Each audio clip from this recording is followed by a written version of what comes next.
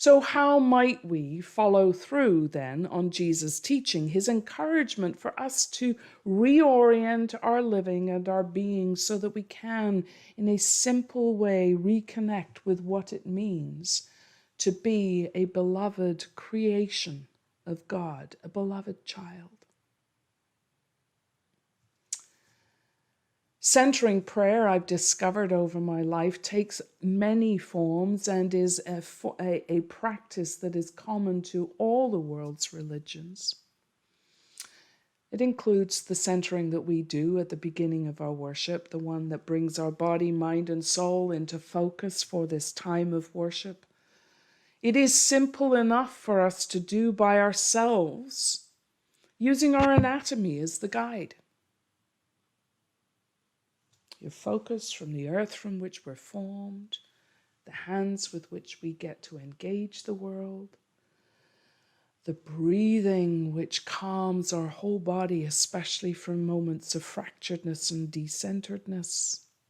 Our heartbeat is an echo of God, our mind and our head, focused so that we can open our eyes and re-enter the world, witnesses to the light of Christ, centered and calmer.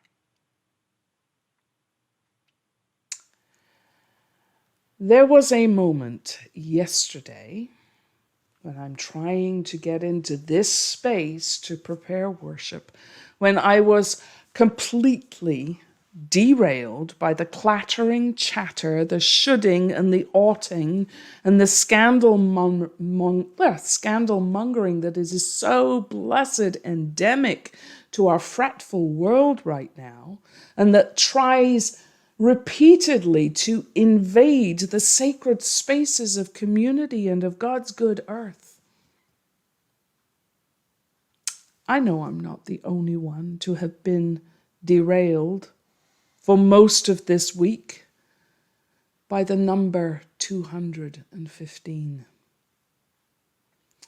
Knowing that for each of these cherished children of God and of Indigenous parents, there are uncounted others yet to be found and grieved.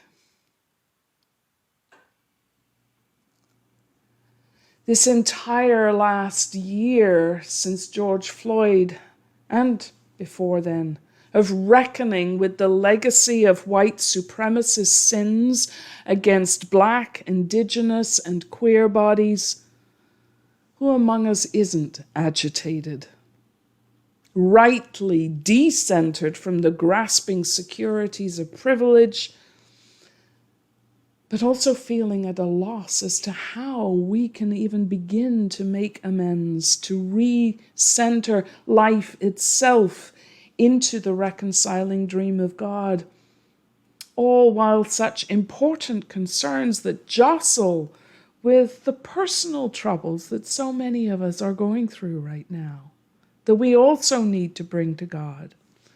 Things like health scares, the burdens of caregiving, job loss, exhaustion. Confession. Most of us come to God or avoid coming to God because our prayers are loud or scattered or noisy. And many feel way too tongue-tied or underqualified or wordless or hopeless to trust their inner anguish to God. And this is where centering prayer comes in. It is a God-given gift to do as Jesus said, to take ourselves away from that noise somehow, to listen and to talk with our Abba, our source, our end, and our center. And for me, as happened yesterday, it most often happens like this. I stop. I get up from my desk. I come downstairs. I go outside. I slip off my shoe. I feel grass under my toes. I maybe deadhead a few plants, but I rest my hands or focus them and I close my eyes. Here, watching an ant climb over a peony bud, or a robin sing, or the thud of a neighbour's basketball, feeling the breeze, hearing it shuffle through the leaves.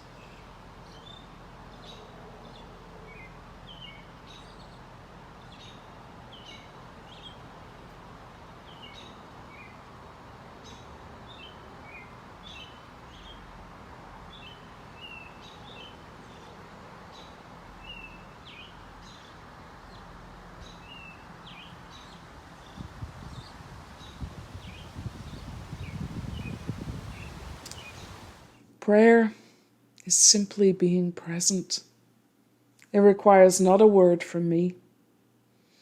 The silence or creation sounds are a symphony created by my Creator to reconnect my soul to the soul of the universe. Not just me, anyone. So that the travails of today slip back into this eternal perspective and into God's unfolding, unending reconciliation of her good creation within and beyond time.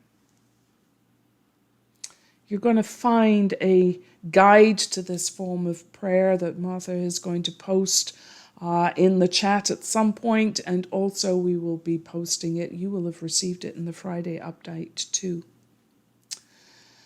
I want to move beyond our tradition for a moment and share one more way to shape a moment, or even 10, or maybe even 20 moments of centering, calming prayer with a stone or 2 or 3 or 4.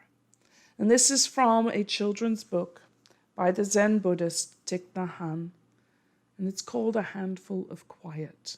It's written for children, which makes it perfect for all of us. I'm going to invite you to participate by watching in this practice. We're going to create the video clip of this, and you can all try it later, today, or in a day when you are fractured. So sit in a comfortable position, your back straight yet relaxed, and become aware of your breathing.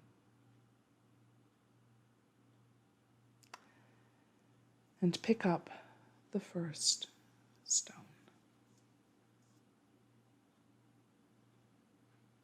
Breathe in and out a couple of times. Then, as the stone warms in your hand, think of a flower, the lilies of the field, whom God has clothed with such beauty. Breathe in that beauty. Become that flower. Breathe in your beauty, your color, and breathe out and share your scent and your freshness, your liveliness with the world. We'll take 10 breaths, and on the in-breath, think of the word flower, and on the out-breath, fresh.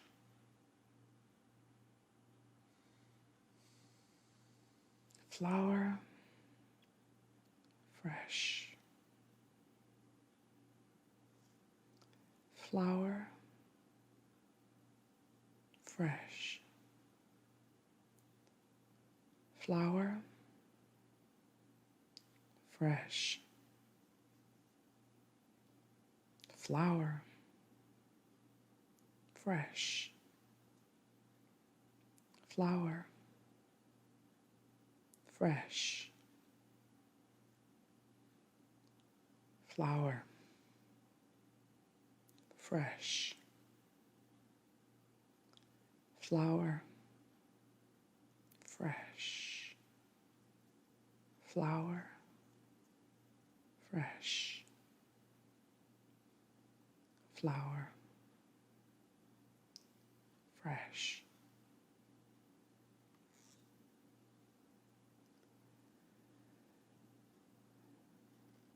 Put the pebble down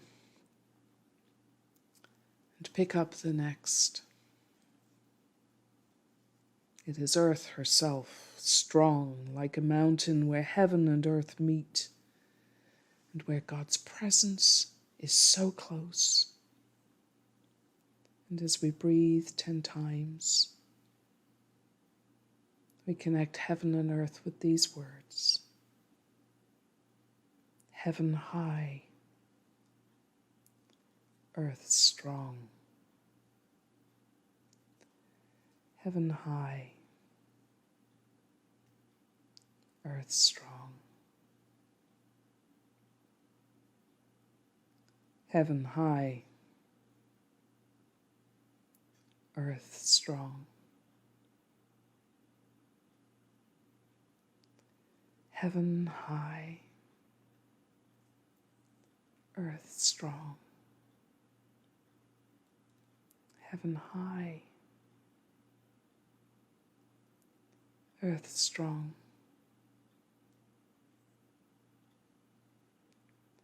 Heaven high, earth strong.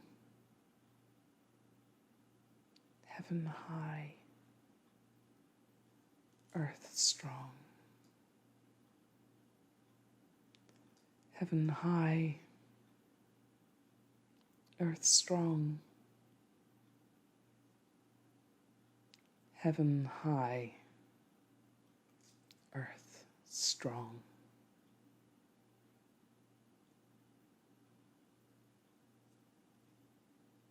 Place your earth pebble down and pick up the next.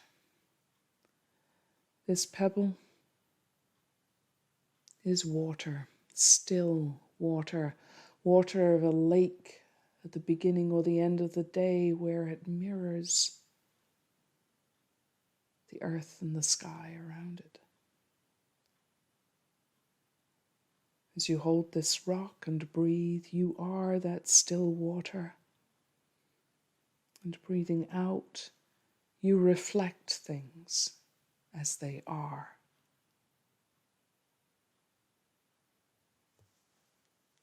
So we breathe.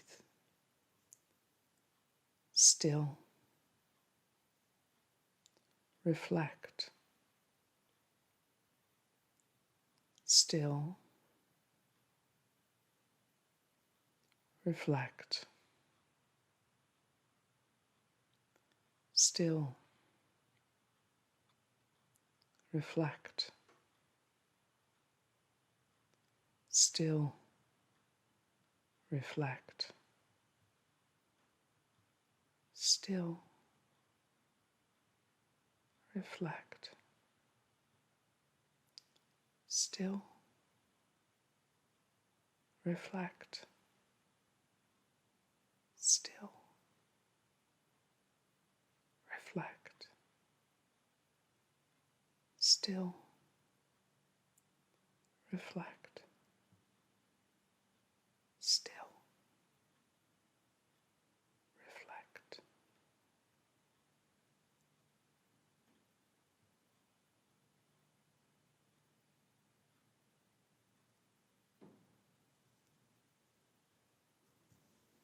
Put your water pebble down and pick up the last. This one is air and space. Space and air where the spirit soars and blows, where fireflies dance. Air, the carrier for birdsong and children's laughter.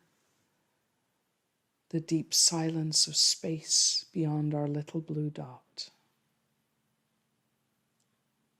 As we hold this stone, we breathe in space and we gift the world with freedom. Space, freedom. Space, freedom. space, freedom, space, freedom, space, freedom, space, freedom, space, freedom, space, freedom, space, freedom, space, freedom.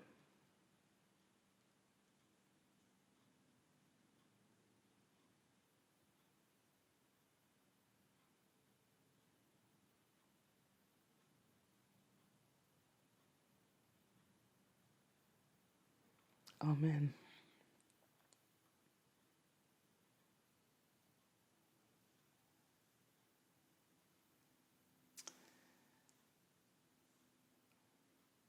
One more way to ground and center for so many is music.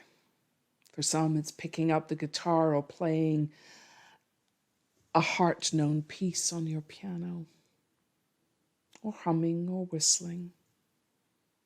And for some, it's listening. Maybe you have that one song that always does it for you, brings you back to center. It could be Aretha Franklin, it could be Cecilia Bartoli, it could be a Gregorian chant, it could be a drum song or a rock ballad. It doesn't matter what. When we are without words and without peace and without home and without hope, maybe it's a song that helps to pull us back from the edge towards the center. Let's try this too as a practice, as the choir centers in this not quite wordless grounding of self and soul in all that is holy. So I invite you to sit and listen, close your eyes if you wish, or look around at what is around you, or watch the images on the screen, whatever it is that draws you back to your center, which is God.